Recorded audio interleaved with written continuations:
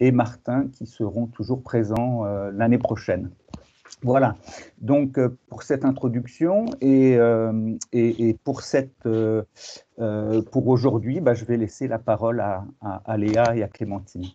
Et je vous souhaite une bonne séance aujourd'hui avec nous dans le cadre des champions de l'éducation. Léa. Oui, bonjour, bonjour à toutes et à tous. Et comme toujours, c'est un plaisir de vous retrouver aussi nombreux. Donc, on va rappeler quelques éléments contextuels lors de ce champion de l'éducation, donc dédié à la question des droits de l'enfant et de l'éducation. Donc, bien entendu, il est primordial de rappeler que l'éducation est un droit humain fondamental inscrit depuis 30 ans dans la Convention internationale des droits de l'enfant, que 196 États se sont engagés à appliquer. Et pourtant, on constate aujourd'hui encore 258 millions d'enfants sont privés du droit à l'éducation, et notamment les enfants issus des groupes les plus marginalisés. Cela est principalement dû à un manque d'enseignants qualifiés, de matériel support, mais aussi à un sous-financement chronique dont souffre l'éducation. De plus, la pandémie de la Covid-19 a fait subir au système éducatif un choc sans précédent, avec la fermeture d'écoles qui se prolonge et menace fortement les droits des enfants, et y compris celui à l'éducation. Au niveau mondial, près de 465 millions d'enfants ont été privés de la continuité éducative. Et cette année, 1 milliard d'élèves du pré-primaire au secondaire, soit 2/3 de la population scolaire mondiale, se retrouveront sans école ou en situation d'incertitude. Les élèves les plus à risque d'exclusion scolaire, et notamment les enfants vivant dans les zones rurales et dans les zones pauvres, les filles réfugiées ou déplacées, les enfants en situation de handicap, sont et seront les plus fortement impactés par cette crise qui conduit à un creusement des inégalités considérables. Face à de tels défis, donc la coalition éducation et le groupe enfance pense que donc une approche basée sur les droits de l'enfant dans le cadre de tout projet éducatif et de coopération et solidarité internationale pourrait garantir non seulement l'application du droit à l'éducation, mais aussi la réalisation effective de tous les droits de l'enfant. Donc c'est ce qu'on va essayer de démontrer aujourd'hui à travers la présentation de 2 études de cas qui vont aborder notamment les problématiques suivantes. Donc, comment intégrer l'approche basée sur les droits de l'enfant dans des programmes d'éducation afin de garantir l'application du droit à l'éducation, mais aussi la réalisation effective de tous les droits de l'enfant. Et comment assurer que les services de l'État répondent à leurs obligations de prise en charge et d'accompagnement des enfants les plus vulnérables, et que les acteurs responsables, familles, communautés, agissent en faveur du respect, de la promotion et de la protection de leurs droits, afin de garantir le droit à une éducation de qualité. Voilà, donc je vais laisser la parole à ma collègue Clémentine, qui va donc vous présenter l'agenda rapidement de la réunion. Merci beaucoup Léa. Donc on va vous présenter un petit peu l'agenda pour que vous puissiez vous situer. Donc, dans un premier temps, on va avoir Mélanie Luch-Tens, qui est la coordinatrice du groupe enfance, qui va vous présenter le groupe et la checklist, voilà, qui sera l'occasion des échanges, des études de cas. Sera suivi justement 2 études de cas présentées par Aide et Action et Partage. Pour rappel, les personnes intervenantes, vous avez entre 10 et 12 minutes, donc je vous prie de m'excuser par avance, je suis en charge du temps. Je serai susceptible de vous couper au bout de 2 minutes de la fin pour vous demander d'aller soit à votre conclusion, soit à l'essentiel de vos points que vous souhaitez présenter.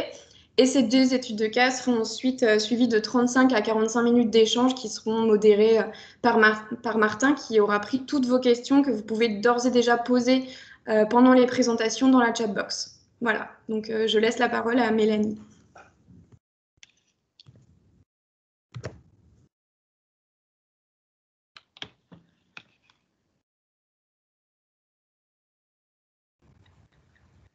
Ton micro, Mélanie.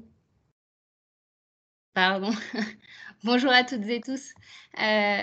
Écoutez, merci beaucoup Léa et Clémentine pour pour cette introduction, pour la préparation de ces champions de l'éducation. Je suis ravie d'être là avec vous aujourd'hui. Je vais essayer de vous présenter brièvement, mais de façon la plus claire possible, cet outil qui est la checklist qui a été réalisée dans le cadre du groupe Enfance et un peu plus largement aussi l'approche basée sur les droits de l'enfant. Je vais vous partager, je vais couper ma caméra et je vais vous partager une petite présentation.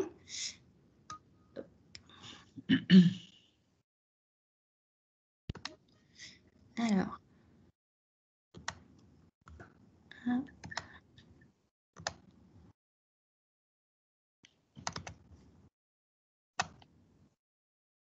Voilà, vous la voyez tous bien? Oui. C'est bon? Parfait. Oui, parfait. Très bien. Alors peut-être quelques mots autour déjà du groupe Enfance. Donc pour vous dire que c'est un groupe informel, donc c'est le groupe Enfance de la coordination humanitaire et développement qui est composé de 19 membres, dont plusieurs sont également membres de la coalition éducation. Vous avez l'ensemble des membres qui sont juste ici. C'est un groupe informel qui a été créé donc en 2014 dans le cadre de la coordination humanitaire et développement, avec pour objectif d'échanger autour des questions des droits de l'enfant. Rapidement, il y a plusieurs outils qui ont été créés, une première note de positionnement, puis une exposition sur le sujet des ODD et des droits de l'enfant qui a été affichée sur le parvis de l'Hôtel de Ville en 2016 et ce qui a constitué la première édition de l'événement qui est maintenant annuel, Objectif Enfance. Cet événement a permis la visibilité du groupe Enfance et l'accroissement de ses membres et de ses activités. Donc le groupe Enfance a ainsi grandi jusqu'à consolider davantage ses actions autour d'un projet triennal AFD, donc sur la période 2019-2021, pour améliorer l'effectivité des droits de l'enfant, en particulier dans les pays partenaires de l'aide au développement et de l'aide humanitaire de la France. On travaille sur 3 champs d'action que sont le plaidoyer, le renforcement des capacités des acteurs de la solidarité internationale, donc membres et non membres du groupe Enfance, et un pan de communication événementielle avec une sensibilisation du grand public, en particulier à travers notre activité annuelle Objectif Enfance. 3 éléments sont vraiment au cœur de l'ADN, j'allais dire, du groupe Enfance. La Convention relative aux droits de l'enfant, bien évidemment, l'approche basée sur les droits de l'enfant et également les objectifs de développement durable. Donc, toutes nos actions, nos messages, nos recommandations sont construites autour de ces différents éléments. La checklist dont on va parler aujourd'hui, elle a été réalisée donc, dans le cadre de nos réflexions et de nos travaux en lien avec l'approche basée sur les droits de l'enfant. Il s'agit d'un outil, d'un guide outil qui est composé en fait de critères de qualité qui visent à accompagner les professionnels vers une meilleure prise en compte de cette approche basée sur les droits de l'enfant et qui peut avoir vraiment plusieurs niveaux d'utilisation. Ça peut être une source d'interrogation sur ces pratiques, comme vraiment d'auto-évaluation. C'est un peu à chacun de l'utiliser en fonction de ses envies, de son avancée aussi sur ce sujet-là. Donc pour pouvoir mieux comprendre comment l'utiliser, peut-être quand même quelques mots sur l'approche basée sur les droits. Donc il s'agit d'un cadre conceptuel pour élaborer des politiques publiques ou des programmes qui intègrent la protection et la promotion des droits humains. Les programmes et les politiques qui sont issus de cette approche incitent vraiment à agir sur les inégalités et les discriminations en ciblant en particulier les laissés pour compte, les plus vulnérables.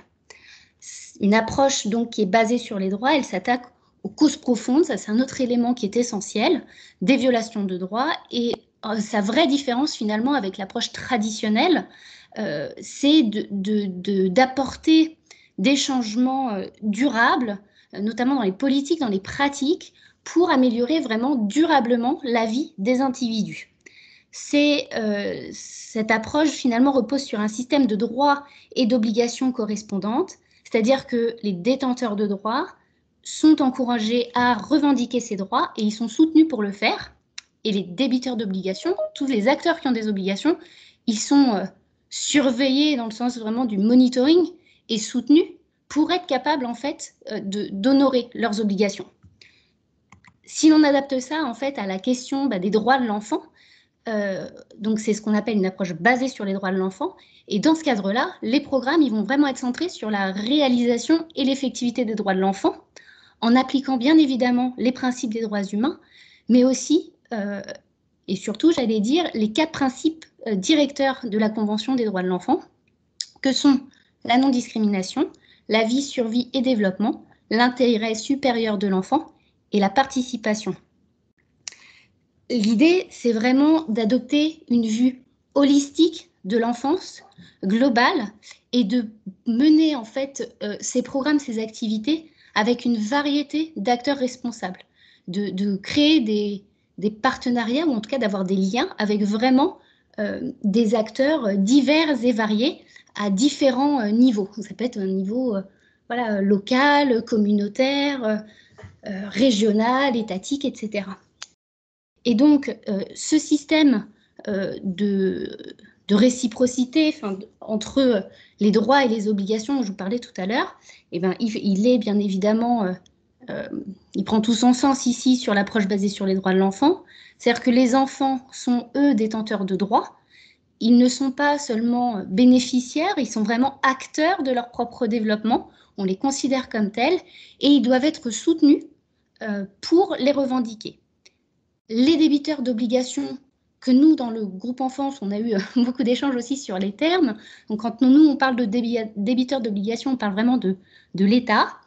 Et les acteurs responsables sont tous les autres acteurs non étatiques qui sont titulaires de responsabilités au regard de la réalisation des droits. Donc, c'est les familles, les communautés, la société civile, le secteur privé, les acteurs religieux. Tous ces acteurs, ils doivent assurer le respect, la promotion, la protection des droits de l'enfant en créant des environnements favorables à l'accomplissement du coup de ces droits et également en mettant en place des mécanismes de recours. Je vous ai mis deux petits graphiques pour mieux comprendre. Donc, celui que vous avez sur la gauche, c'est pour bien vous montrer justement qu'on a ces détenteurs de droits, les enfants, qui revendiquent leurs droits auprès des acteurs responsables, notamment par le biais de la participation. Et les acteurs responsables, eux, ont bien des devoirs, des responsabilités à remplir envers les détenteurs de droits. Et c'est bien sûr le principe de redevabilité.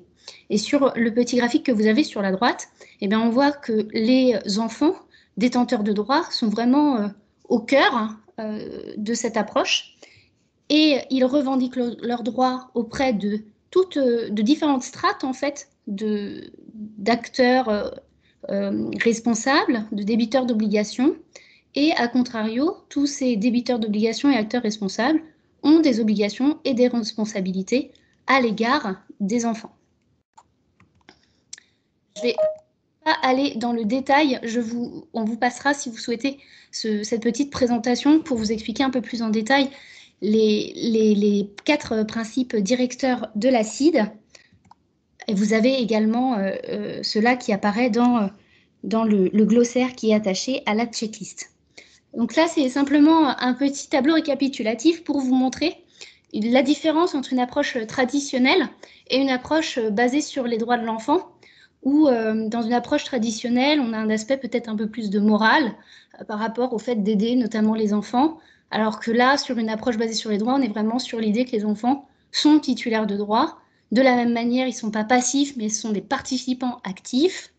Et de la même manière également, le gouvernement, par exemple, ne doit pas agir simplement, entre guillemets, parce qu'il le souhaiterait, mais vraiment parce qu'il a des obligations légales qui peuvent être exigées, puisqu'en tant que signataire de la Convention relative aux droits de l'enfant, il a des obligations à respecter. Donc, pour revenir en fait sur cette checklist, ça vous aide en fait un peu à comprendre les différents éléments essentiels de cette approche basée sur les droits de l'enfant et qui nous ont aidés, nous, pour construire cet outil qui, comme je le disais, a vraiment pour objectif d'être un outil d'aide opérationnelle, en fait, pour s'interroger sur la prise en compte des droits de l'enfant dans l'ensemble de ses projets et de ses programmes, quel que soit le sujet ou le secteur dans lequel on intervient. La liste qui est proposée sur la liste de critères en fait, qui est proposée dans cette checklist est bien sûr non exhaustive. Il s'agit d'une première liste, il y en a probablement plein d'autres, des questions que l'on pourrait se poser. Et en tout cas, elle permet d'appréhender, d'avoir une réflexion en tout cas aux différents cycles, aux différents cycles du projet, aux différentes étapes du cycle de projet. Donc, elle peut servir à un moment de son projet. Vous pouvez vraiment l'utiliser quand vous en avez besoin finalement, ou dès la réflexion pour la construction d'un projet, pour analyser à la fin de la mise en œuvre d'un projet, pour voir un peu comment il a été mis en œuvre, est-ce qu'il a respecté, peut-être pour servir de réflexion pour une phase 2, par exemple, d'un projet. Ce que vous avez, donc vous avez effectivement sur sa construction des petits onglets où on va suivre ces différentes étapes du cycle de projet. Ce qu'on appelle les angles d'approche, ce sont en fait, on a fait le choix d'identifier des sortes de grandes catégories ou des sujets autour desquels il est important de s'interroger, qui reviennent, qui sont toujours les mêmes et qui sont donc les détenteurs de droits, c'est-à-dire les enfants, les débiteurs d'obligations, l'État, les acteurs responsables, donc tous les acteurs non étatiques que je vous mentionnais tout à l'heure, et ensuite, 2 éléments bien sûr essentiels, centraux dans l'approche basée sur les droits de l'enfant, la participation et les causes profondes. Et donc, à chaque étape du cycle de projet et sur chacune de ces grandes catégories ou à chacun de ces angles d'approche, vous allez avoir un critère qui est défini. Et ensuite, ce n'est pas systématique, mais sur un certain nombre de critères, vous avez des sous-questions qui peuvent vous aider en fait à mieux comprendre ce qui peut être inclus dans ce critère et vous aider en fait à évaluer le niveau de réalisation.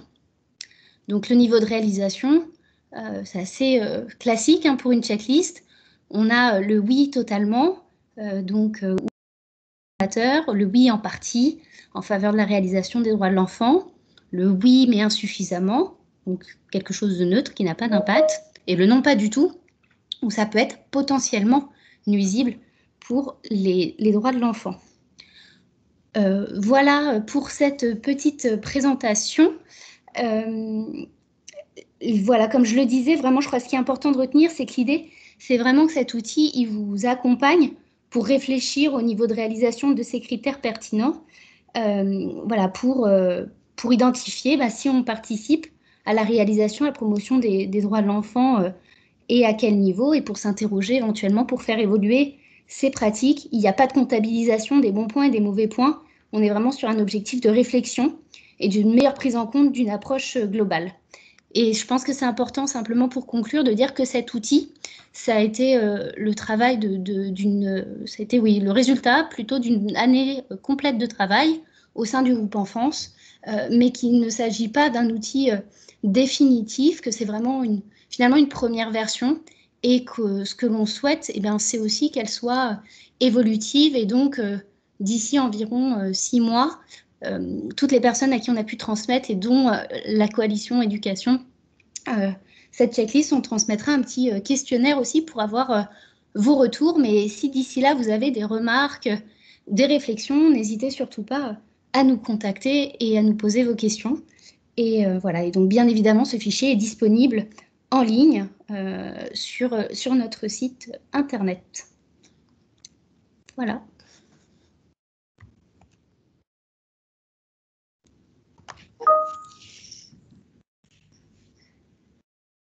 Merci beaucoup, Mélanie. Du coup, on va passer la parole à Charles-Emmanuel Ballinger, qui va donc nous présenter le programme d'aide et action. Et puis, si vous avez des questions sur la checklist et sur le groupe enfance, elles seront adressées dans la dernière partie de la réunion, donc plutôt sur le temps d'échange. Voilà, je laisse la parole à Charles-Emmanuel. Merci beaucoup, Mélanie. Oui, bonjour à toutes et à tous. Donc, je vais vous partager mon écran et j'espère que je vais réussir à le faire parce que je ne suis pas doué. Alors là, j'ai le son.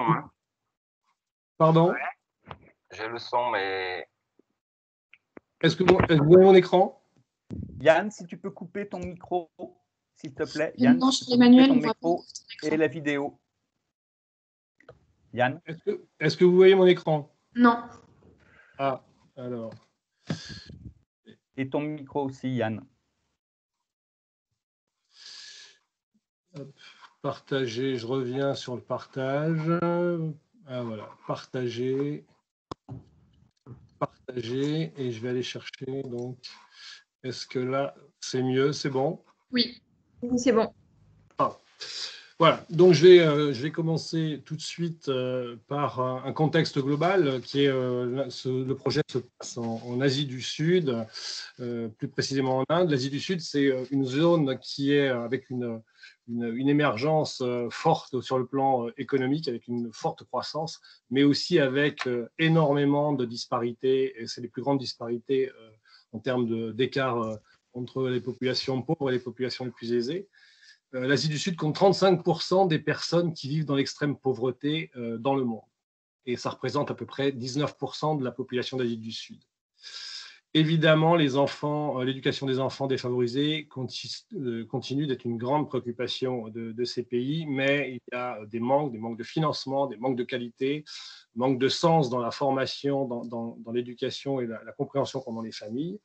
Et puis, c'est aussi obéré par une migration de détresse suite liée à la pauvreté, à des conditions climatiques difficiles. Et donc, la crise des moyens de subsistance traditionnels, en particulier dans le secteur agraire, entraîne de plus en plus de migration, de détresse vers les lieux où on peut trouver du travail et avoir une vie un petit peu plus décente. En Inde, l'Inde, c'est 29 États avec une population d'1 milliard, près de 400 millions d'habitants. À l'horizon 2030, elle devrait passer devant la Chine. Il y a 3 langues officielles, le hindi, l'anglais, le français, et puis 21 langues régionales et des dialectes. Et c'est 84 millions d'enfants hors de l'école. 400 millions de migrants internes, dont 100 millions de saisonniers, donc qui vont généralement quitter l'Inde du Nord où la pauvreté est la plus forte pour aller vers l'Inde centrale ou l'Inde du Sud où il y a un développement économique important et vers ces grandes villes où ils vont aller trouver du travail, soit dans les briqueteries, soit sur les lieux de construction d'immeubles, de bâtiments, etc. Des gens qui sont sans biens, sans terre, la plupart du temps sans état civil. C'est une population qui est déconsidérée par la population indienne, hein, souvent de caste très très basse, y compris les intouchables. Ce sont des gens qui sont forcés de se déplacer pour trouver du travail et qui sont souvent pris en charge par des personnes qui font tout type de trafic et qui confisquent les passeports, par exemple, leur payent le déplacement, le voyage, mais ces personnes doivent rembourser et sont pieds liés avec les employeurs. Les enfants sont forcés de suivre les parents, évidemment, hein, c'est pratiquement un enfant 15 à 20% de la population. Ils vivent dans des bidonvilles, comme vous pouvez le voir, hein, ici, c'est la façon de... Les parents construisent comme ils peuvent sur les sites de construction avec les matériaux qu'ils trouvent. Ils sont installés à proximité des chantiers de construction et vivent dans des conditions, évidemment, il n'y a aucune hygiène. Vous imaginez la chaleur sous les tôles, la promiscuité, pardon, et puis aussi les enfants sont sur ces sites, sur des zones dangereuses, hein, puisque ce sont des zones de travaux, souvent avec aucun accès aux services de base, éducation, soins, nutrition, logement. Et les parents, évidemment, vont vaquer à leurs occupations de travail et ne s'occupent pas des enfants. C'est aussi une population qui est extrêmement difficile à approcher hein, parce qu'ils sont chiants, ils ont été la plupart du temps asservis, abusés, subi des violences, donc c'est extrêmement compliqué. La problématique du projet, ça a donc été de dire comment les enfants privés de leur droit à l'éducation, mais aussi de tous les autres droits, on peut prendre en charge cette question et essayer de briser le cycle de la misère. Donc le projet, c'est un projet que j'ai eu l'occasion de visiter à Hyderabad, qui est le projet que je vous présente, mais aussi dans les autres villes où ce projet se développe, sur les différents sites. C'est de créer un environnement sain, inclusif et pédagogique, pour les enfants de travailleurs migrants. Assurer la prise en charge de l'éducation et des enfants de 0 à 6 ans, évidemment. Assurer la continuité scolaire pour les enfants qui ont plus de 6 ans, à 14 ans, de 6 à 14 ans, et pour lesquels on va essayer de permettre leur inclusion dans le système scolaire de la zone sur laquelle ils arrivent. C'est aussi prendre en charge toute la partie autour de l'éducation, c'est-à-dire faciliter l'accès aux services essentiels de santé, d'hygiène, de nutrition, mais aussi s'occuper de tout l'environnement des enfants, c'est-à-dire de la famille, qui bien souvent ne connaît ni ses droits, ni les possibilités de pouvoir les réclamer. C'est donc stopper l'exploitation, informer les enfants et les parents de leurs droits, et obtenir le soutien des propriétaires de chantier, des employeurs, ce qui est extrêmement difficile, ce sont des mafias, et mettre les services de l'État face à leurs obligations de prise en charge et d'accompagnement des populations. La zone d'intervention, c'est le centre-sud de l'Inde, c'est le Telangana, Hyderabad. Hyderabad, c'est une ville de pratiquement 14 millions d'habitants, et des différents sites de construction, 5 sites. C'est un projet qui est mené, donc vous le voyez, là je parle d'Hyderabad, mais qui est mené dans plusieurs grandes villes, Delhi, Jaipur, Chennai. Sur Hyderabad, on a démarré ce projet il y a 3 ans, et enfin maintenant ça va faire 4 ans, 2017, sur 5 sites de construction, et on est soutenu par différents partenaires, notamment ici sur ce site, la Fondation SNCF. Alors, en bref, le projet, c'est d'abord un diagnostic préalable pour identifier les violations des droits des enfants avec l'interview des familles. On a pu mettre en évidence que 85% des parents, des enfants de parents migrants n'allaient pas à l'école. C'est aussi, et alors on a aussi vu comment on pouvait, avec les débiteurs d'obligations, c'est-à-dire ce que vient de présenter Mélanie, l'État, mais aussi les différents acteurs, les employeurs, les parents, on pouvait résoudre cette question. On a ciblé près de 1100 enfants vulnérables et 2400 adultes présents sur les 5 sites de construction. La création sur chaque site d'un centre de préscolaire, ce que nos collègues indiens appellent les Child Care Learning Center, les centres d'apprentissage et de soins pour les enfants, et dont l'objectif est d'accueillir et de prendre en charge les enfants de 0 à 6 ans, de 9h à 18h, pour différentes activités scolaires, artistiques, mais aussi pour accueillir les parents et travailler avec les parents dans ce cadre. Il y a un facilitateur qui est recruté, qui est parfois issu de la communauté migrante, qui est formé par Rédaction pendant plusieurs mois sur les questions d'éducation à la santé, de santé, de malnutrition, et surtout les aspects administratifs et judiciaires. Pourquoi c'est quelqu'un issu de la communauté? Parce que c'est beaucoup plus facile pour ensuite les autres migrants, les autres parents, de confier leurs enfants quand c'est quelqu'un qui leur ressemble et qui a été formé par Rédaction.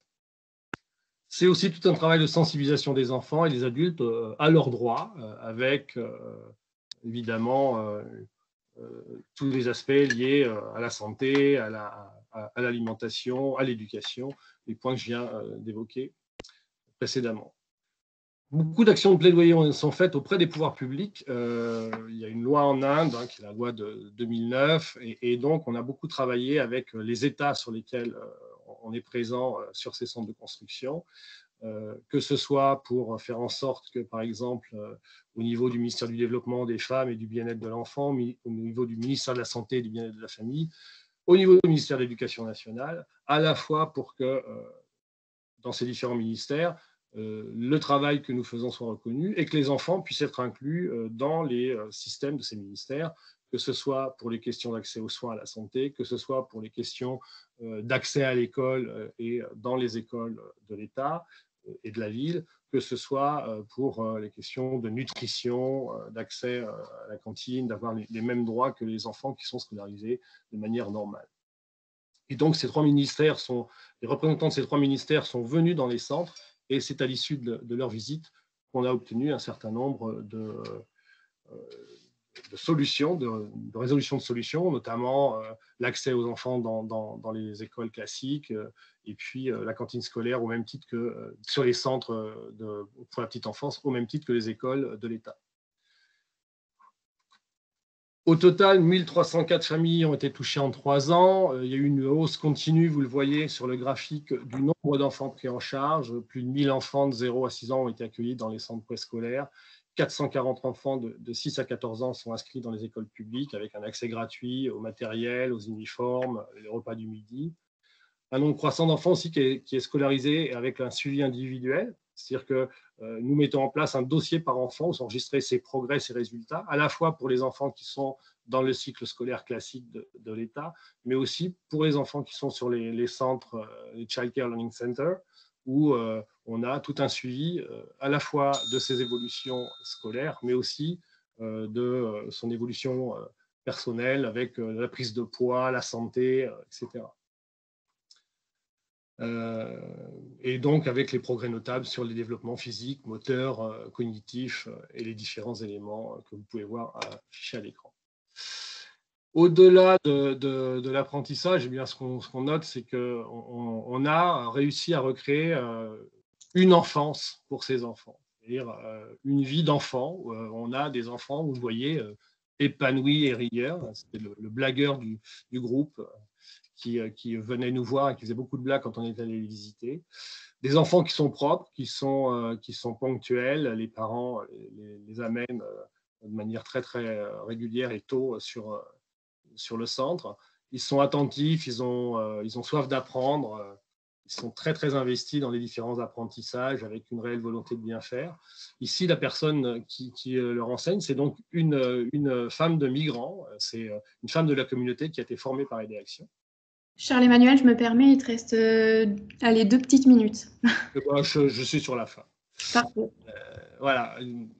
Donc, hop, je passe. Sur les questions les objectifs en termes de santé, d'hygiène, de nutrition, on a aussi un centre de soins avec des visites de médecins une fois par semaine, un carnet de santé pour chaque enfant, la lutte contre la malnutrition, j'en ai parlé, la vaccination, ce qui est très, très intéressant également. Je suis désolée, je vais vous laisser. Les enfants, mais on suit aussi leur famille. Et il y a tout un suivi avec justement la référente qui a été formée par Aider Action, la jeune femme que je vous présentais à l'instant, où on répertorie les femmes qui sont enceintes et les femmes qui sont à l'écoute ou qui sont prêtes à accoucher, de manière à ce qu'elles puissent avoir des soins à l'hôpital, qu'elles puissent être suivies par des gynécologues et qu'on puisse préparer leur accouchement et suivre les suites de l'accouchement.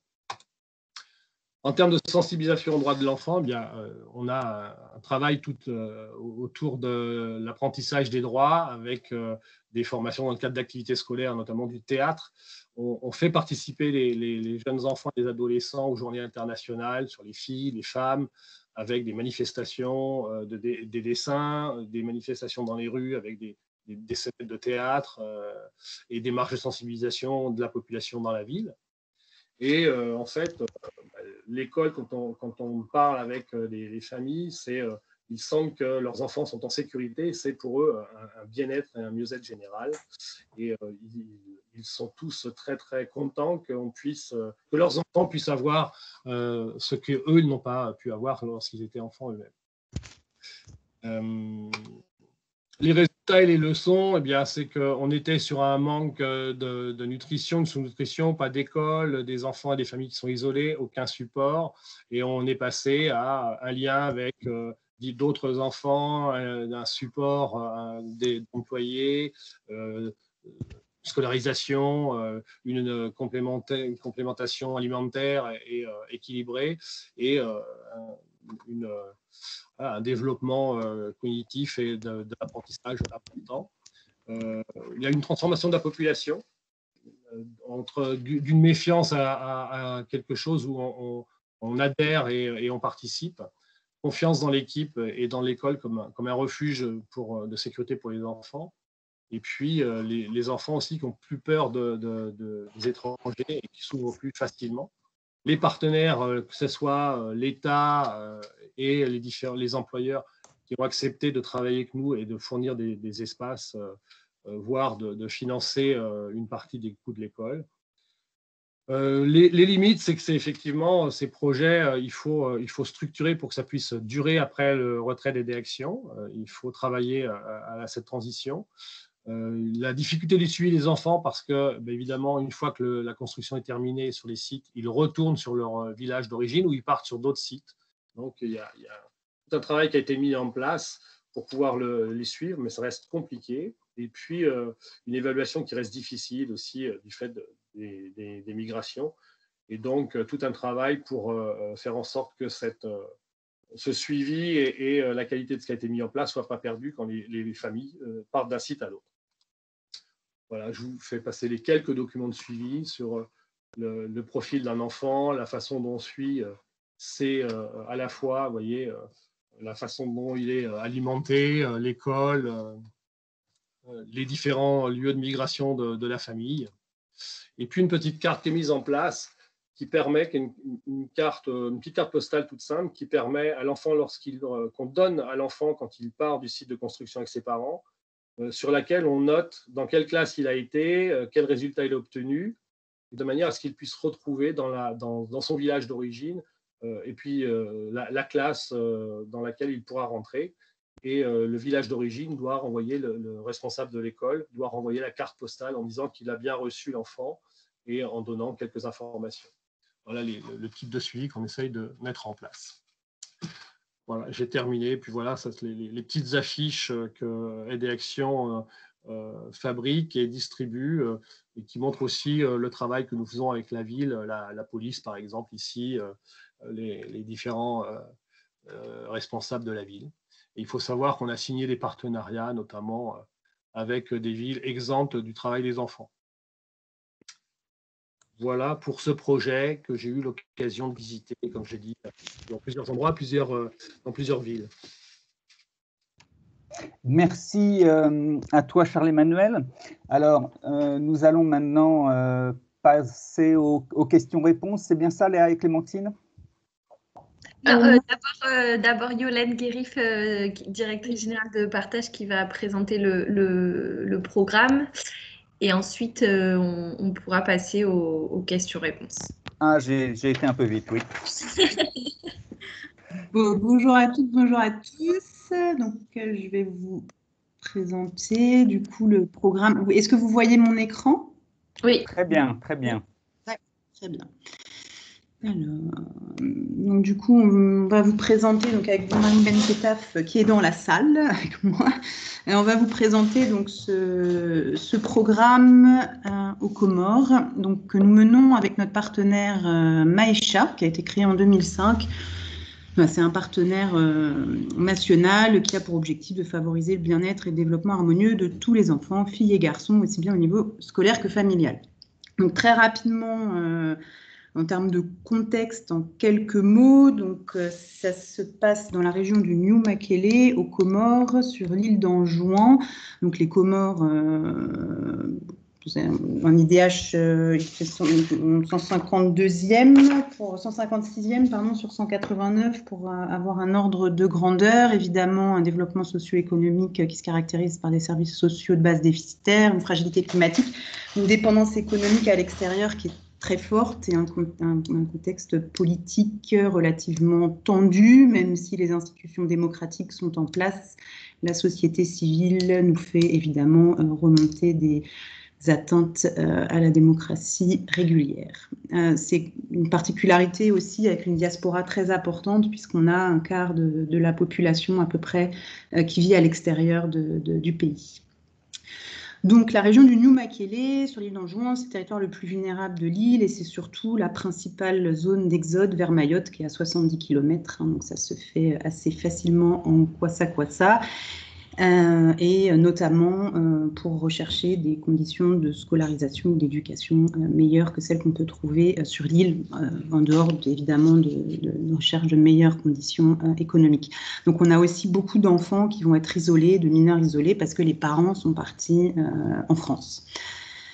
Des défis éducatifs autour de la qualité de l'éducation, une rétention dans le système formel qui est particulièrement difficile, et puis la gouvernance et le pilotage du système éducatif qui est extrêmement centralisé, avec une place qui viendra relativement faible des différents acteurs de l'éducation.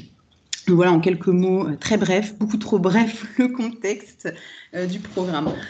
pareil, une présentation assez rapide du programme éducation, l'idée étant d'aller et de passer un peu plus de temps sur l'analyse qu'on a faite une fois qu'on a passé ce programme dans la grille que Mélanie vous a présentée ce matin. Donc, c'est un programme de soutien à une éducation inclusive de qualité dans la région du Nyoum-Makele, impliquant les acteurs locaux. L'objectif, donc c'est un programme qui est de 3 ans, 2019-2021. On est en partenariat avec Maïcha depuis 2005. L'idée, c'est vraiment développer les services socio-économiques pour un épanouissement harmonieux des enfants du Nyoum-Makele et de renforcer la diversité. C'est vraiment au cœur du programme que de travailler à la fois avec les services de l'État, les professeurs, les parents d'élèves et tous les acteurs de la communauté. Donc, sont ciblés les 12 000 élèves environ des 24 écoles publiques primaires de la région. Assez intéressant dans ce programme, c'est qu'on travaille avec l'ensemble des écoles d'une même région éducative, ce qui permet de travailler de manière assez intelligente et cohérente aussi avec les services de l'État et les structures étatiques. Évidemment, on travaille aussi énormément avec les communautés, on y reviendra, et puis une école communautaire qui est mise en place par Maïcha et qui vise à éduquer vraiment les enfants les plus vulnérables de la région. Donc, il y a vraiment un appui aux différents acteurs de l'éducation, je le disais, élèves, enseignants, les associations enseignants, les conseils d'école, les communautés, toutes les structures décentralisées et déconcentrées de l'État. Et l'idée, c'est vraiment une approche qui puisse être holistique de l'enfance, où on va traiter de l'éducation, ce qui se passe à l'école, mais aussi tout autour, l'alimentation, la santé, les conditions socio-économiques de la communauté. Donc, on va vraiment essayer d'avoir une approche très globale dans cette région, en tout cas avec notre partenaire Maïcha. Quelques exemples d'activités, mais c'est vraiment très rapide. Donc, il y a beaucoup de travail, d'activités d'éveil, de sorties pédagogiques. Essayer de faire sortir aussi les enfants de l'école, des activités de promotion de la lecture avec des bibliothèques dans chacune des écoles, des cours de soutien scolaire, c'est à peu près 5000 élèves l'année dernière qui ont été accompagnés, donc avec un soutien scolaire renforcé pour les décrocheurs ou les enfants susceptibles de décrocher, des distributions de fournitures scolaires pour les enfants les plus vulnérables, là aussi avec toute une logique d'identification des enfants les plus vulnérables. Je crois que c'est... on a aussi accompagné avec notre partenaire Maïcha 2 cantines scolaires, une activité assez intéressante puisqu'elle fait entrer vraiment les parents, la communauté dans l'école, elle donne un rôle déterminant, souvent aux mères de famille, dans l'école, leur permettant de montrer aussi tout leur rôle, toute leur implication dans l'éducation de leurs enfants. Voilà, on peut assister de fait sur les mamans qui sont porteuses de ces cantines à un positionnement aussi beaucoup plus élevé au personnel enseignant ou au service de l'État. Il y a aussi un petit fonds d'urgence, de soutien pour des urgences médicales pour les enfants plus vulnérables ou qui seraient dans des situations médicales compliquées. L'accompagnement des enseignants, un gros travail de formation, de conseil, notamment sur tout ce qui est pédagogie active. Donc c'est assez sympa quand vous allez dans les écoles du Nyoum-Makele, vous avez les tables qui ne sont pas du tout installées à la mode napoléonienne. Vous avez vraiment des classes qui sont organisées pour vraiment mettre en avant toutes les pédagogies actives qui ont pu être transmises par Maïcha. Beaucoup de conseils, d'animation, d'échanges professionnels entre enseignants. Un appui aussi au conseil d'école. Alors, ce qui est intéressant, une particularité aussi aux Comores, les Comores font une place aux enfants dans les conseils d'école. Il y a un siège pour les enfants dans les conseils d'école, évidemment en plus des parents, des enseignants, et puis des membres des comités de gestion des écoles. Donc là, il y a aussi quelque chose d'assez intéressant en termes de participation des enfants, des parents.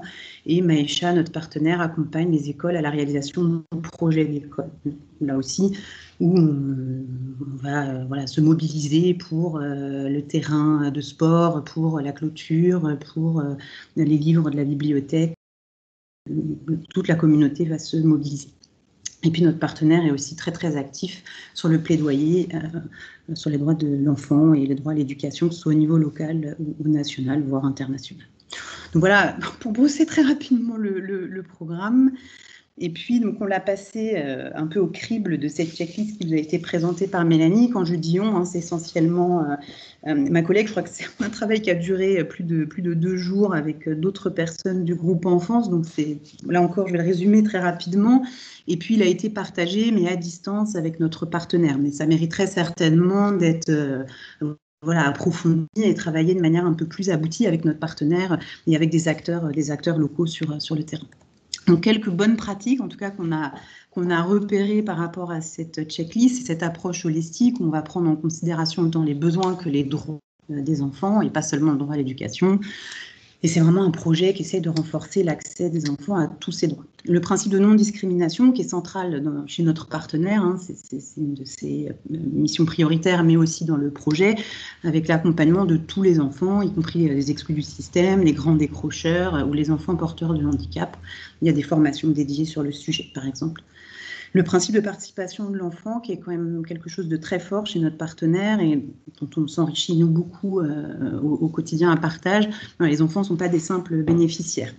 Donc la promotion de leur rôle de citoyen, il y a des comités éco-écoles avec des petits gouvernements scolaires qui vont mener des projets, qui vont avoir une petite police environnement sur le terrain de l'école, et puis les conseils d'école qui font la place aux enfants. Et puis il y a des actions assez fortes d'expression des enfants aussi, notamment au travers de la rédaction d'un journal, avec toute une logique de petits reporters, de formation et de radio. Et puis le parrainage que Partage promeut par ailleurs, où l'enfant est aussi un témoin de sa communauté et pour l'ensemble des bénéficiaires. Et puis l'implication et le renforcement de capacité des détenteurs d'obligations, on en parlait, mais notamment les services de l'État, des acteurs responsables, de tous les intervenants dans la réalisation du programme, les parents d'élèves en particulier, mais pas seulement. Et puis, un autre élément important en termes de plaidoyer et de promotion des droits de l'enfant, c'est une intégration très forte de notre partenaire à l'environnement institutionnel des droits de l'enfant, son expertise technique et ses efforts de plaidoyer au niveau local, national, international. Donc voilà, Maïcha est un acteur majeur des droits de l'enfant et de l'éducation aux Comores, reconnu comme tel par l'UNICEF, mais ils sont aussi dans le JLPE, qui est le démembrement du PME.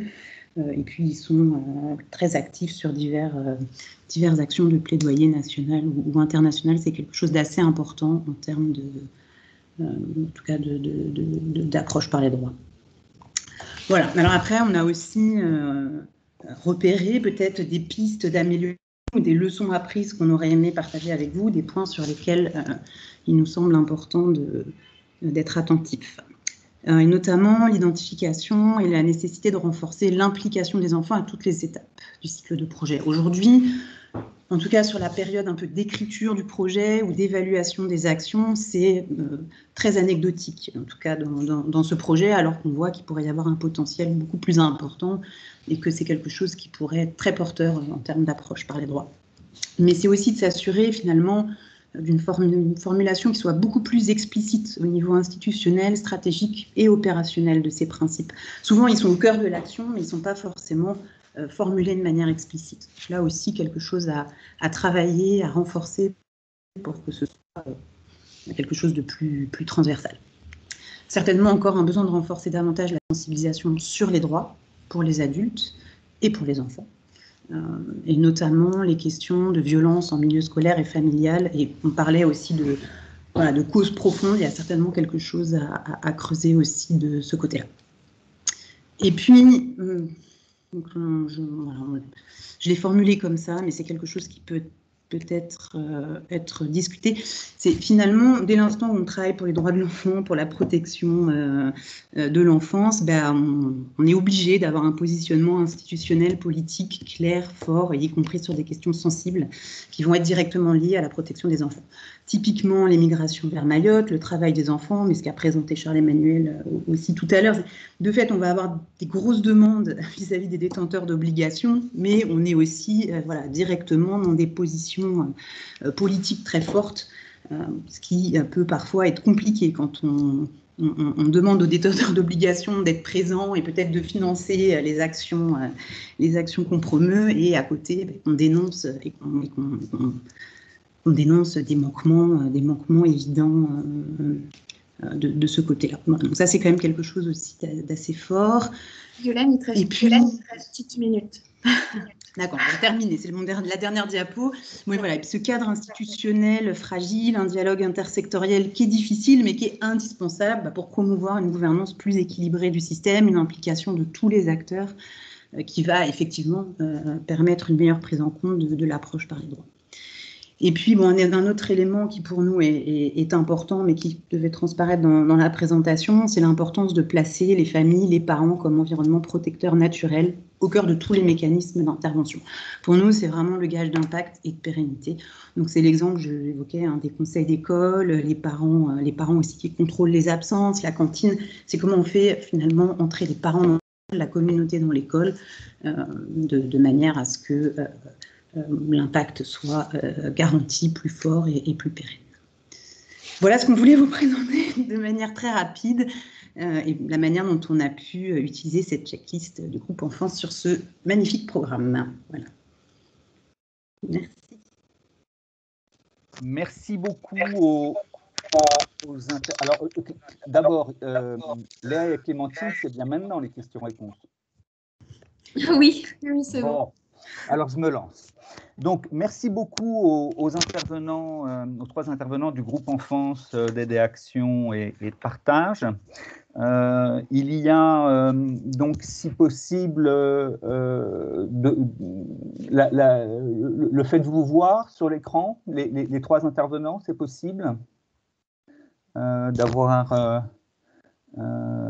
les 3 intervenants, ce qui est plus sympa pour pouvoir, voilà, Charles-Emmanuel, Yolène, super.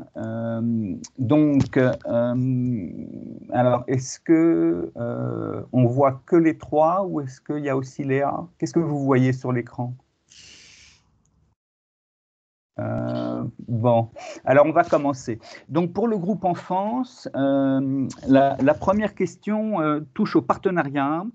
Vous en avez parlé, je crois que vous avez 18 membres, hein, donc avec beaucoup d'associations, dont il me semble Aide et Action et Partage. Et la première question se pose, est-ce que vous êtes en lien dans l'écosystème avec d'autres partenaires comme COSUD ou d'autres plateformes dans votre travail?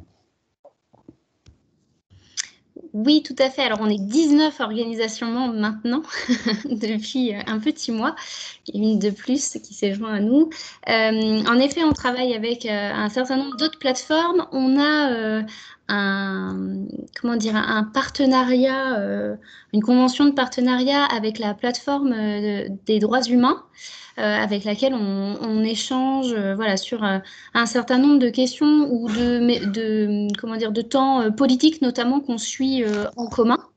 Voilà, donc plus sur des actions un peu de plaidoyer, mais on va aussi faire pas mal d'informations, de partage, de communication sur nos travaux, les travaux qu'on mène, les événements qu'on organise, etc.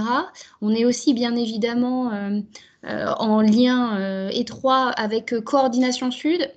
Alors c'est encore assez récent parce qu'on a signé une convention de partenariat en mars de cette année, mars 2020, où l'idée c'est vraiment de renforcer en fait les interactions entre le groupe enfance et Coordination Sud, où en fait on a donc comme vous le savez, donc il y a de nombreuses organisations membres du groupe enfance qui en fait portent représente finalement le groupe enfance dans les groupes de travail, des commissions de travail à Coordination Sud, qui permet en fait tout simplement d'instaurer un dialogue un peu plus continu et de partager aussi les travaux qu'on peut mener, et puis en sens inverse, en fait, les membres qui participent à ces commissions, à ces groupes du travail, nous font remonter les informations qui sont importantes, et l'idée c'est d'avoir une approche un peu coordonnée, d'échanger sur voilà, alors là, quand on parle de la checklist, c'est par exemple prévu qu'on présente justement aussi cette checklist au sein de Coordination Sud. On est encore en train de réfléchir à la façon dont on va le faire, mais notamment les organisations qui représentent le groupe enfance autour d'un certain nombre de commissions ou de groupes de travail vont avoir l'opportunité de présenter ou de demander justement à dire quelques mots sur cette checklist. Et après, on a des événements aussi autour desquels on peut inviter Coordination Sud à participer. Et après, c'est plus des échanges informels, des réunions qu'on peut avoir de temps en temps, des points. Et ça peut être sur des sujets aussi très spécifiques. Là, je parle de la checklist, mais sur le plaidoyer, par exemple, on a un certain nombre de temps forts politiques qu'on suit. On essaye effectivement, à minima, de se tenir informé de ce que l'on fait les uns les autres pour pas avoir de position contradictoire et puis pour qu'on ait un niveau d'information qui soit partagé et du coup une démarche la plus cohérente et la plus efficace possible. Merci Mélanie. Alors, ce que je vous propose, ce n'est pas forcément de prendre les questions posées comme un résumé, mais plus comme une synthèse et de les regrouper. Et Mélanie,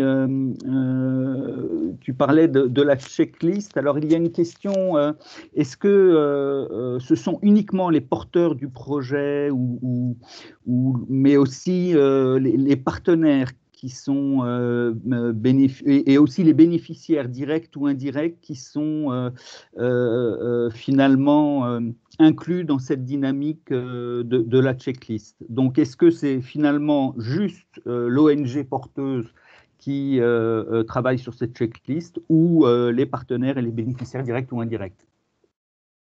Là, je pense qu'il ne faut surtout pas hésiter. Je sais qu'il y a beaucoup de membres du groupe enfance qui participent à cette réunion, donc voilà, n'hésitez pas aussi à compléter si vous souhaitez mon propos, mais je pense que ça appartient, et puis en plus, ils sont beaucoup plus légitimes que moi à répondre parce que c'est eux qui partagent aussi, qui analysent leur projet au prisme de cette checklist.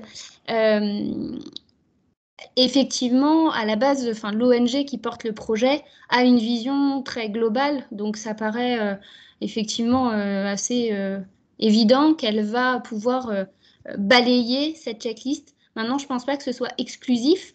Yolène, tu le mentionnais d'ailleurs sur le projet que tu viens de présenter, en disant que là, vous aviez fait une analyse en interne, mais qu'effectivement, l'idée, c'était de pouvoir aussi la partager avec les partenaires locaux pour avoir eux aussi leur ressenti, pour qu'eux puissent analyser à travers leur propre prisme les différents critères. Alors peut-être qu'ils ne pourront pas répondre à tout, mais d'ailleurs, c'est le cas d'ailleurs de n'importe qui sur cette checklist. Quand on l'analyse, tous les critères on ne va pas forcément avoir une réponse sur chacun de ces critères.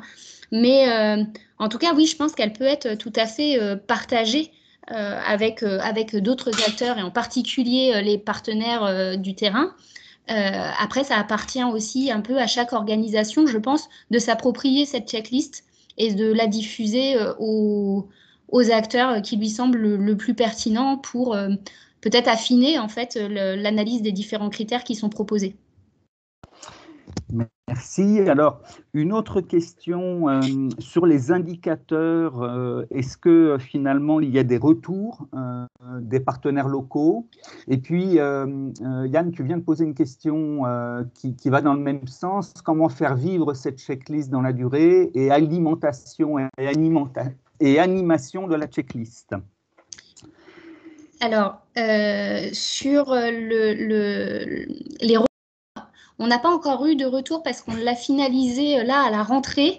C'était une période assez chargée pour nous. Donc, on l'a transmise bien évidemment à l'ensemble des membres, mais même sur sa diffusion globale, on ne l'a pas encore diffusée aussi largement qu'on le prévoyait, aussi parce qu'on a une version anglaise qui est en train d'être finalisée et que du coup, il y a un certain nombre d'acteurs à qui on s'est dit que ce serait beaucoup plus pertinent de l'envoyer et en français et en anglais en une seule fois. Donc, en remontée pour l'instant, on n'en a pas pour le moment énormément. Sachant quand même, je pense que c'est important de le préciser, c'est quand on a construit cette checklist, on a eu tout un temps de remontée quand même sur le format. C'est-à-dire qu'avant qu'on établisse la version définitive, on a fait une première version draftée qu'on a transmise à l'ensemble des membres du groupe enfance qui eux-mêmes ont fait remonter à leurs partenaires locaux, à leurs collègues opérationnels, qui ont fait remonter aux personnes qui souhaitaient dans leurs organisations. Et donc, on a eu des remontées avec un certain nombre de commentaires, de questions, etc. Et c'est ce qui nous a permis, on a reçu de mémoire, on avait plus de 350 commentaires sur le document et on a consolidé en fait l'ensemble pour justement affiner et proposer la checklist telle qu'elle est aujourd'hui. Mais ce n'est pas une version définitive, comme je le disais tout à l'heure. Pour la faire vivre, il y a plusieurs choses. Bon, déjà, il faut qu'on la partage, qu'on ait une communication. Alors, nous, en tant que groupe enfance, mais chaque organisation membre, un petit peu continue, qu'on pense bien à la repartager, à l'intégrer peut-être un peu comme un outil ressource dont on viendrait s'inspirer ou qu'on viendrait utiliser de façon un peu systématique, en fonction, une fois encore, du choix de la volonté de chaque organisation de travailler sur ces questions. Il y a, pour la faire vivre, je pense qu'il y a aussi une question de formation et d'information propre à chaque organisation pour pouvoir, parce que diffuser un outil en tant que tel, si on n'est pas à même de d'expliquer un petit peu ce qu'est l'approche basée sur les droits de l'enfant autour, ça ne servira pas à grand-chose. Il faut que les personnes soient en capacité de la comprendre pour pouvoir se l'approprier. Et ensuite, sur l'alimentation, on aura, comme je le disais, on prévoit dans plusieurs mois de faire un petit questionnaire. On verra la forme que ça prendra, mais qu'on transmettra assez largement, tant au sein du groupe enfance qu'à l'extérieur, pour essayer de compiler justement un petit peu tous les retours que les personnes ont à en faire, avec ce qui fonctionne moins bien, les limites, les interrogations, les choses qui ne sont pas claires. Et l'objectif, ce serait vraiment de faire évoluer cette checklist, pourquoi pas, vers une version 2 d'ici, je ne peux pas donner de temps, mais voilà, en tout cas, dans les mois, dans les années à venir, de la faire évoluer. Ce n'est vraiment pas un document final. On sait ce document va sûrement encore devoir évoluer. Merci. Alors, deux dernières questions, Mélanie. Une question sur les liens avec l'ODD 4. Et puis, une question sur, finalement, et on vient d'en parler, envoyer aux partenaires la checklist, est-ce que ce n'est pas trop intrusif? Alors, sur la question… Tu peux prendre la question dans le sens que tu veux. Tu peux commencer par les ODD. Ou…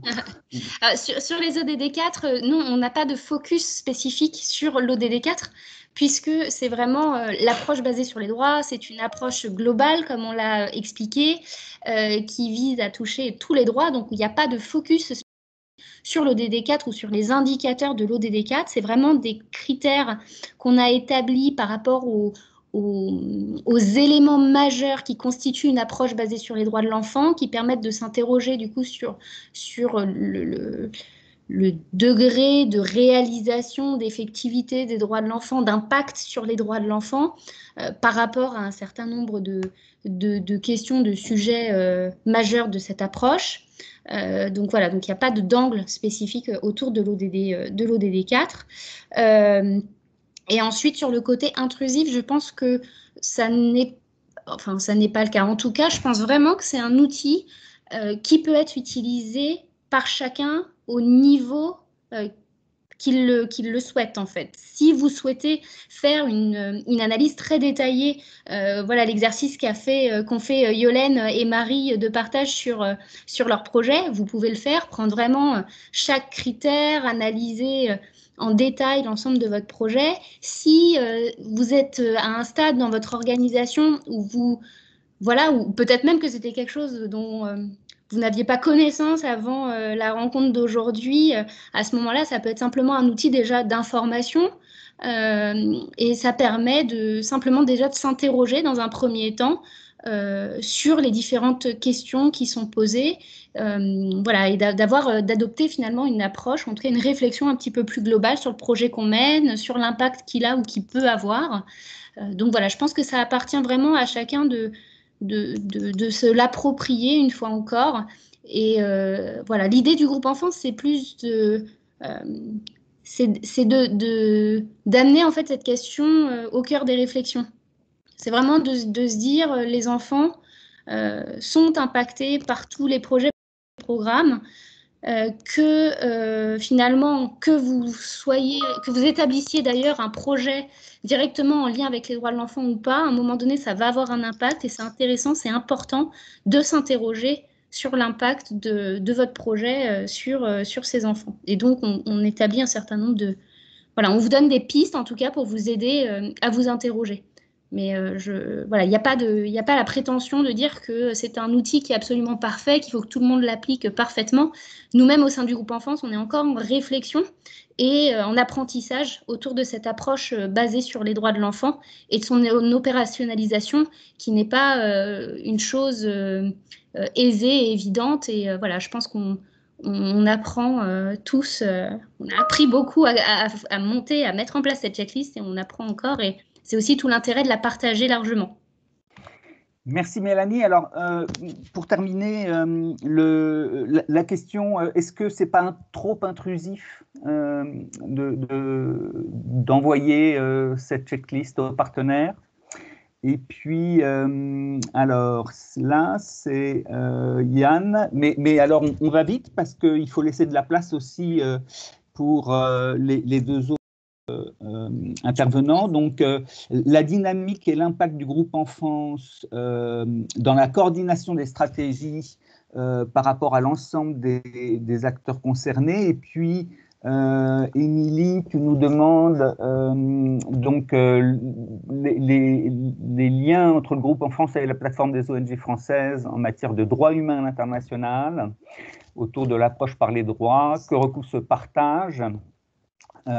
Et puis, que recouvre ce partage, quelles activités conjointes ont été conduites, quels sont les objectifs communs ces deux groupes sur l'approche par les droits de l'enfant. Voilà, c'est les questions pour finir. Si Yolande, tu peux y répondre plutôt rapidement. Merci. Juste, mais peut-être, je propose juste, je suis désolée, comme je suis un peu concernée par le temps, il est 10h05 et je comprends l'intérêt suscité pour le groupe enfance et la checklist, mais peut-être qu'on devrait passer aux questions sur les programmes et si on a le temps de les réaborder par la suite et puis n'hésitez pas à contacter aussi Mélanie directement afin qu'elle puisse y répondre. C'est juste que je pense que c'est intéressant aussi de pouvoir voilà, de pouvoir prendre les questions sur les programmes et sinon on risque de ne pas avoir le temps. Il n'y a pas de souci, Léa, on va le faire. Alors, on va passer donc à Aider Action, mais comme 10h est arrivé, nous vous offrons un café virtuel et un croissant virtuel. Voilà, donc n'hésitez pas à vous faire plaisir.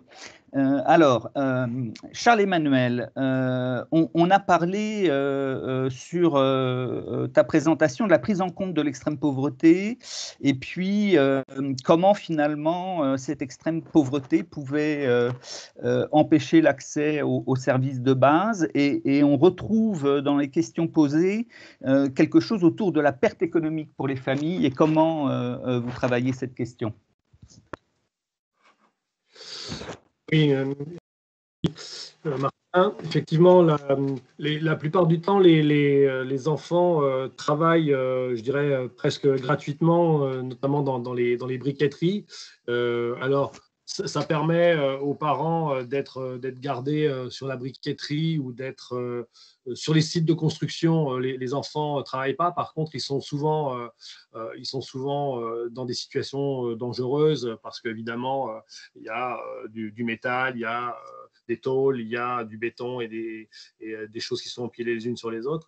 Mais sur les briqueteries, il y a eu tout un travail qui a été fait pour faire en sorte que, justement, faire comprendre aux familles que leur enfant courait un danger, d'abord parce que être en plein soleil sur les briqueteries, le travail des enfants, pardon, je ne l'ai pas précisé, c'est souvent courir sur les briques de terre pour les retourner. Ils sont très légers, c'est des petits. Courir sur les briques de terre pour les retourner pour qu'elles sèchent. Et donc, il y a eu tout un travail qui a été fait pour, d'une part, sensibiliser les parents au risque des déshydratation, au risque de la fatigue, et puis à la nécessité que ces enfants soient d'éducation. Et puis, il y a eu surtout tout un travail de longue haleine fait avec les propriétaires qui sont extrêmement méfiants et qui ne laissent pas rentrer les ONG ou les associations parce qu'il y a beaucoup d'associations qui sont entrées en luttant contre ces propriétaires et on essaie de les faire fermer. Il faut savoir que c'est une mafia qui est en lien avec l'État. Et là où Aider Action a réussi, c'est au travers d'un travail de longue haleine, de plusieurs mois, 6 mois, parfois 1 an avec ses propriétaires, pour leur faire comprendre, je vais être très, très pragmatique, que si les parents avaient des solutions pour leurs enfants, ben les parents resteraient plus longtemps sur le site, reviendraient travailler sur le site, etc. Et en fait, on a réussi tout doucement à se faire accepter après de nombreux mois de discussions, d'échanges, etc., et de pouvoir être une des rares ONG qui travaille avec les briqueteries et qui a fait en sorte que les enfants soient et un toit et une école sur le lieu, financés par le propriétaire. Mais ce qui n'a pas empêché parallèlement de faire fermer certains lieux en faisant intervenir la police parce que c'était des lieux d'esclavage où les personnes étaient renfermées avec leur passeport confisqué, avec des abus sexuels, etc. Donc on a aussi travaillé sur les deux côtés, sur ces questions. D'accord. Alors, dans le même sens, tu m'entends, Charles-Emmanuel? Oui, très bien. Ouais. Dans le même sens, on a parlé là de comment finalement la perte économique pouvait compte pour les familles. Il y a une question sur le coût du projet, le budget total. Ce que je te propose, Charles-Emmanuel, c'est peut-être de noter les questions et puis comme ça, on pourra y répondre en bloc. Donc, le coût du projet, le budget total. Et puis aussi ce qui relève de l'inclusion des détenteurs et des débiteurs en amont et sur l'élaboration du projet. Et puis pour arriver finalement à la partie ex post du projet, la question de la mise à l'échelle, la question du suivi du projet après donc la fin du projet, quelle réintégration des enfants à la suite du projet, quel avenir finalement pour les centres préscolaires et ce qu'ils continuent après le projet. Et puis alors, deux questions qui sont de l'ordre presque de la finalité. Hein, est-ce qu'il y a des impacts mesurés sur les mariages précoces et sur les grossesses? Ok, c'est beaucoup de questions. Oui. Je vais commencer peut-être par les dernières questions qui sont les plus peut-être les plus difficiles à résoudre, qui sont les questions de la pérennisation, de la mise à l'échelle. Donc, pour ça, déjà, il y a un travail important qui est fait par Aider Action en Inde. Au niveau, c'était une question d'ailleurs de Michel Perrault, du plaidoyer de l'association sur ces questions. Il y a un plaidoyer qui est fait à 2 niveaux. Il y a un plaidoyer qui est fait au niveau local, au niveau d'abord de la ville. Vous avez vu avec la police, avec les services de la ville, mais aussi au niveau de l'État fédéral. Et puis, il y a aussi tout un plaidoyer qui est fait au niveau national pour qu'il y ait une transférabilité des droits. Et donc, il y a des consultations qui se font à ces différents niveaux, entre l'aspect étatique et national des fonctionnaires, des décideurs politiques, pour la portabilité des services pour ces populations migrantes sur les zones où elles arrivent. Donc ça, c'est un travail qui se fait à la fois avec nos équipes donc, dans les États d'accueil, je dirais, mais aussi avec le directeur de la zone Asie du Sud, qui est lui-même dans des réunions et dans des groupes de travail au niveau de l'État central sur ces questions, sur les questions d'éducation et sur les questions de développement et sur les questions liées aux migrants. Il a été mis parallèlement un centre d'études sur les migrations en Inde, qui est gérée par Aider Action, qui compile l'ensemble des informations, des résultats, et où on travaille aussi avec des universitaires justement pour porter ce plaidoyer et montrer l'importance du travail qui est fait et du bénéfice que ça apporte aux populations.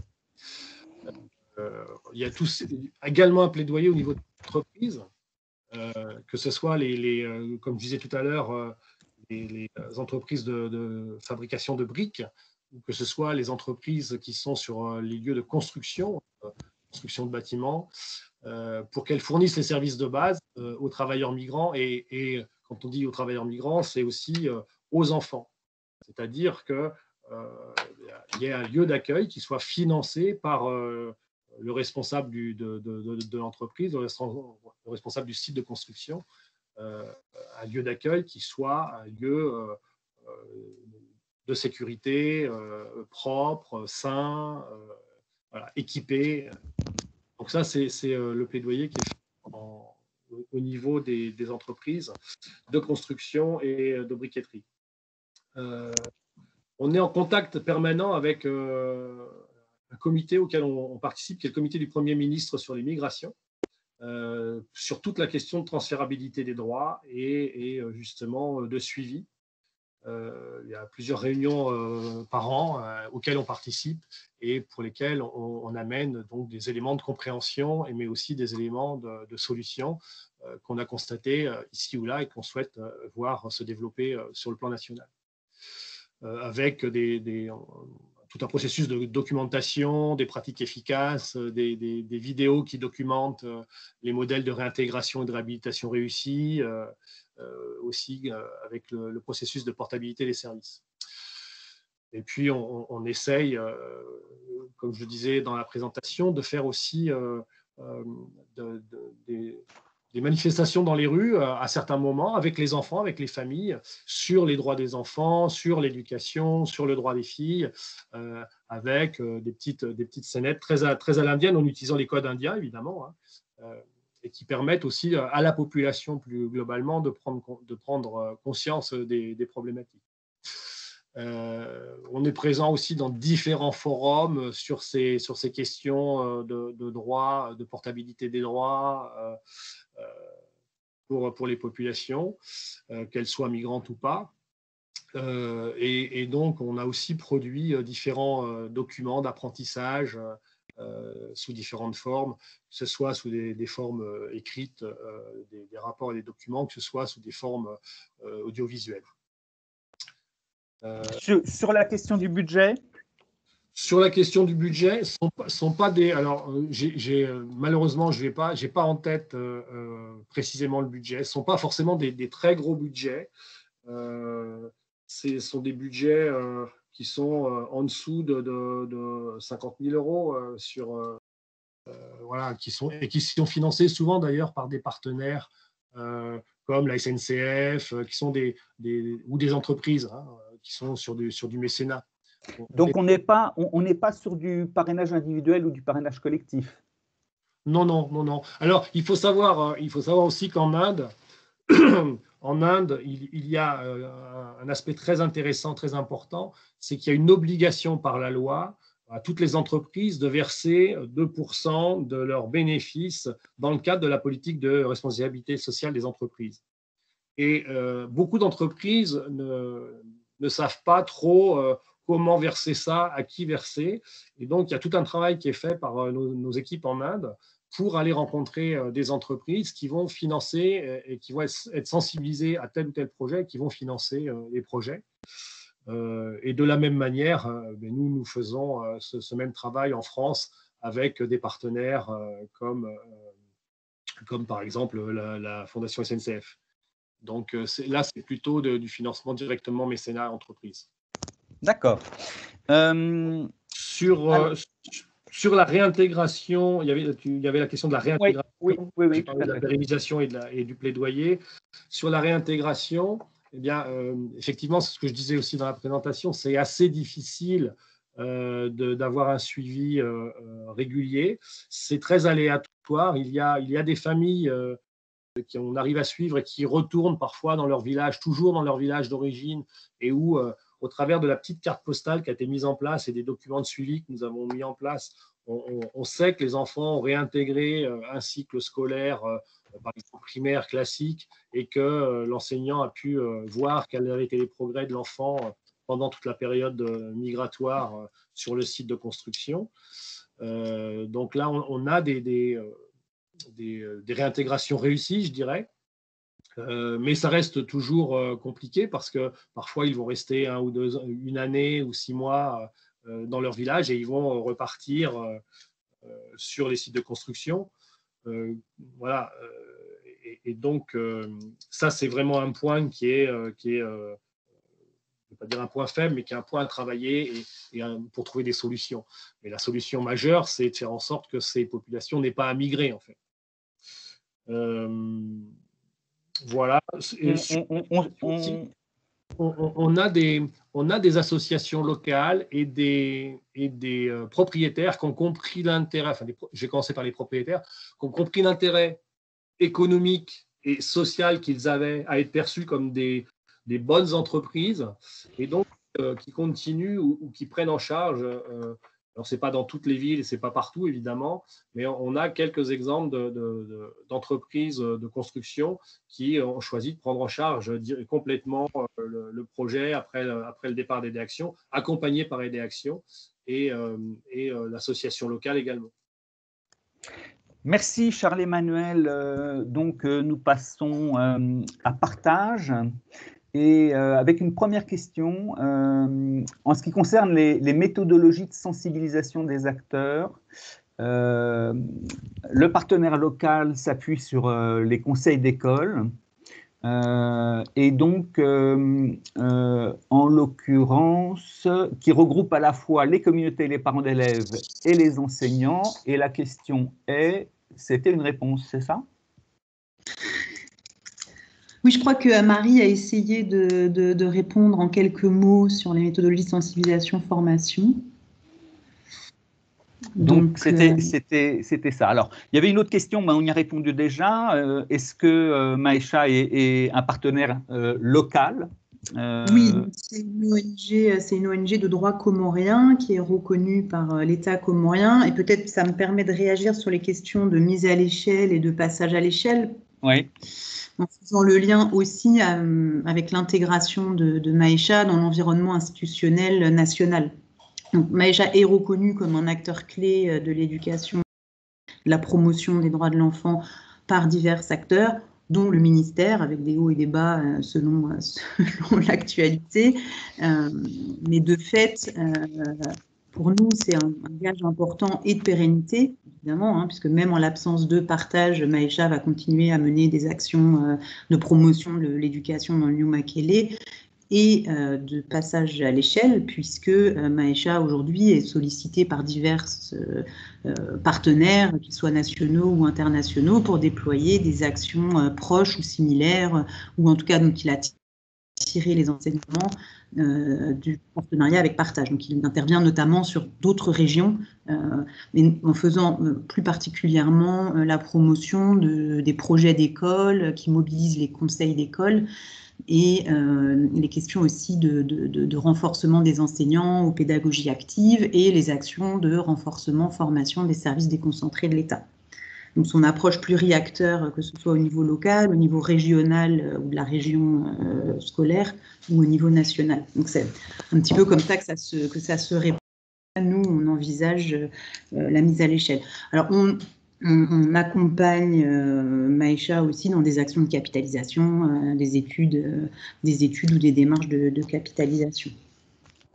D'accord, merci. Alors, il y a une question aussi que j'avais trouvée intéressante. Alors, je vais me permettre non, mais très bien. C'était de savoir est-ce que ça changeait l'approche par les droits par rapport à avant. Donc on en discutait un petit peu en parallèle avec Marie Benkitaf, ma collègue qui suit le programme de plus près. Finalement, en termes d'action ou d'intervention, en tout cas dans le cadre des Comores et de notre partenaire Maïcha, on ne peut pas dire qu'il y ait eu une évolution fondamentale dès l'instant où on porte les lunettes approche par les droits ou pas. Bon, il y a quand même la place de l'enfant, de la participation de l'enfant qui est fondamentale, le pluriacteur qui est fondamental, mais notre partenaire le fait déjà depuis de nombreuses années, avant même de mettre en œuvre ce concept, ou en tout cas de l'utiliser pour analyser son programme. Pour nous, la différence fondamentale, c'est vraiment passer d'une approche plutôt caritative, basée sur l'aide, à une approche plus militante, et notamment en reconnaissant que les détenteurs d'obligations ont des obligations envers les enfants, et en reconnaissant que les enfants sont des acteurs. Et ça, c'est très fort en termes d'intervention, en termes de dialogue stratégique avec nos partenaires. Ce qui me permet de rebondir sur le fait, est-ce que c'est intrusif de balancer une grille à nos partenaires? Pour moi, c'est essentiel. Si on veut parler le même langage, on est sur des droits universels. Voilà. L'idée n'est pas de dire quels sont les changements sociétaux à apporter société par société, mais de dire on est bien d'accord sur le fait qu'il y a des droits universels. Nos pays ont tous ratifié, à une exception près, la Convention internationale des droits de l'enfant. À partir de là, ils sont détenteurs d'obligations. Et il faut qu'on les mette en œuvre. Donc, c'est plutôt un outil qui va faciliter ce dialogue-là sur où est-ce qu'on veut aller ensemble en matière de droits de l'enfant. Voilà.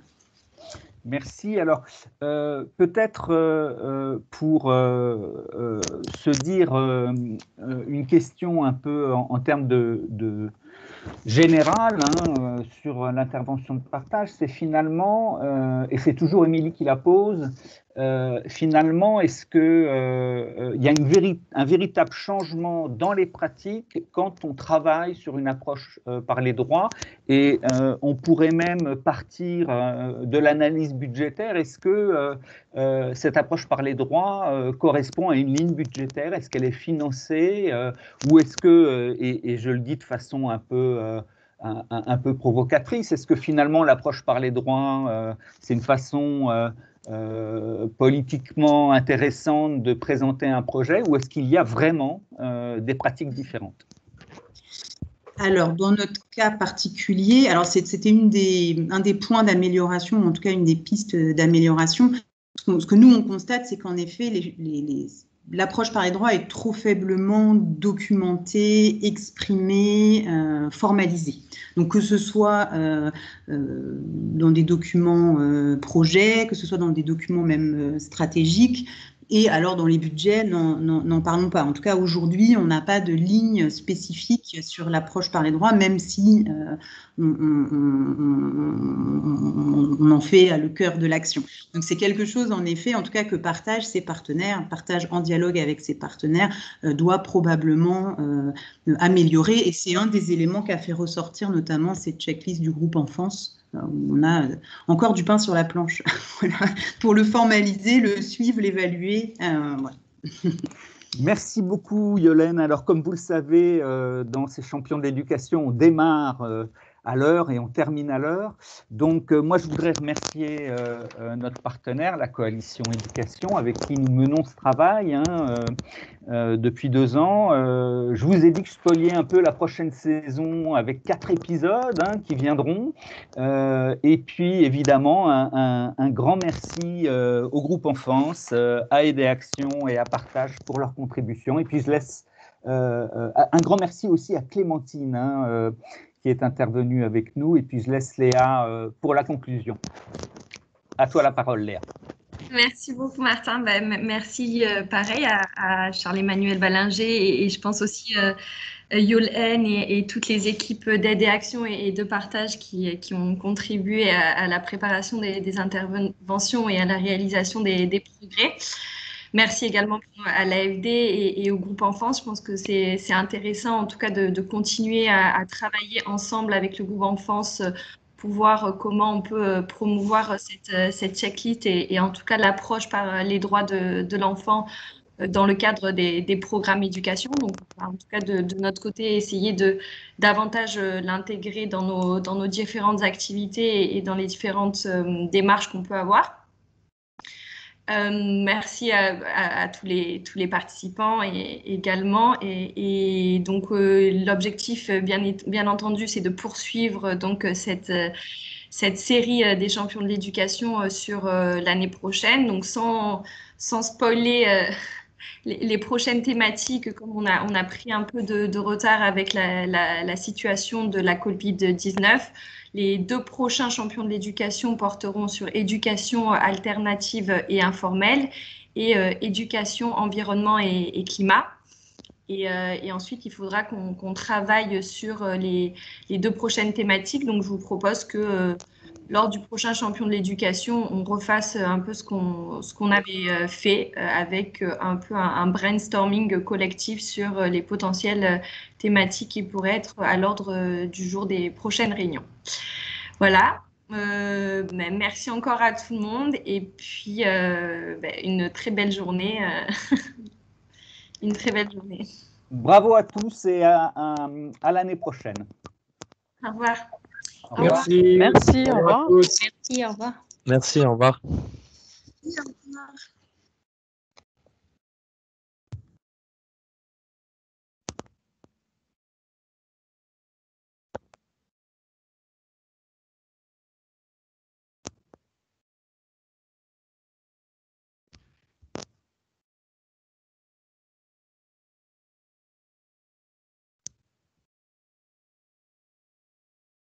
Léa, tu es toujours là? Non, Martin, je crois qu'elle est partie.